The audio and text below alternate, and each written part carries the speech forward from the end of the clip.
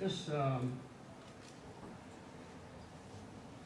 most recent assault on Lebanon and simultaneously, more secretly, on Palestine at the same time may prove to be the most dangerous of all. We forget how long this miserable history has been. Article 22 of the League of Nations Charter established a sacred trust. This is 84 years ago. A sacred trust to create a Palestinian state in the entire lands of Palestine, that had most recently been part of the Ottoman Empire. And it's fair to say that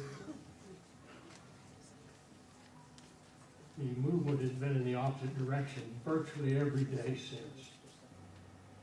The reason this most recent assault is so dangerous is that despite all that's been said, Israel lost.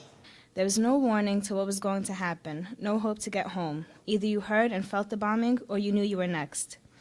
My baby brother, who was only 2 and had to cry himself to sleep every 5 minutes. You think you were safe in your mom's arms, but once you saw the panic in her eyes, you lost all hope. The air raids were the worst. They were right above our heads, just flying low and mocking us, making us anticipate the bomb. We heard all the bridges and roads were gone. All the bridges were gone and all the roads were destroyed. There was no escape to the north, no escape to Damascus. And was it a good time to go to Palestine? The smell was the worst. I was smelling corpse, and when you smell corpse, you begin to lose faith. I want you to imagine to wake up to your phone, whether it's on vibrate or loud. You jump, don't you? Now I want you to imagine, on your first night in Lebanon, waking up to the airport being bombed. And all of Hezbollah's headquarters were being bombed. They were stationed in orphanages, hospitals, on bridges and roads, and vans of people fleeing to the north, supermarkets, gas stations, and oil reserves.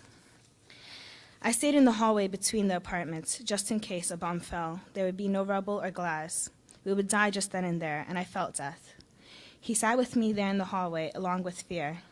I studied my lesson well, and now I know that salt is found in tears, as well as the Mediterranean, and when bombs are falling, you can't trust the sky. If George Bush really wanted to make an impression on New Orleans, he tried to get Hezbollah to come over here and rebuild it. The UN resolutions that Israel is in violation of, and the UN resolutions condemning the occupation and criminal acts by Israel.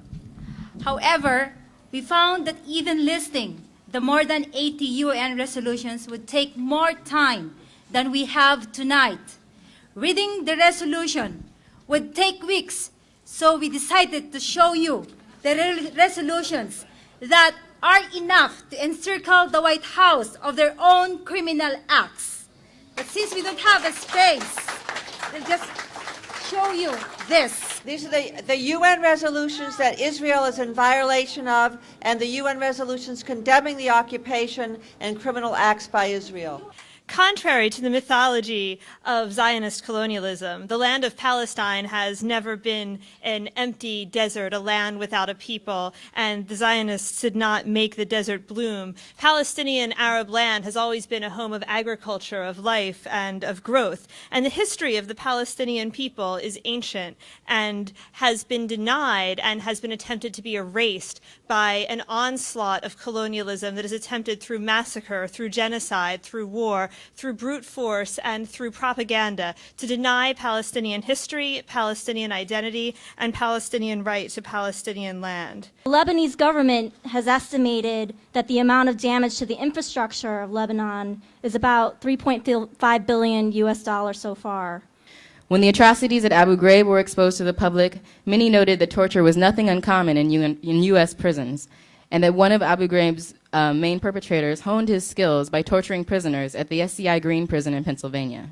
It is no wonder that similar atrocities occur on a daily basis in U.S. client state Israeli prisons. For too long, the question of the U.S.-funded Israeli occupation of Syrian lands in the southwestern part of the country has been ignored by our friends in the United Nations and even by the various components of the international peace and solidarity movement.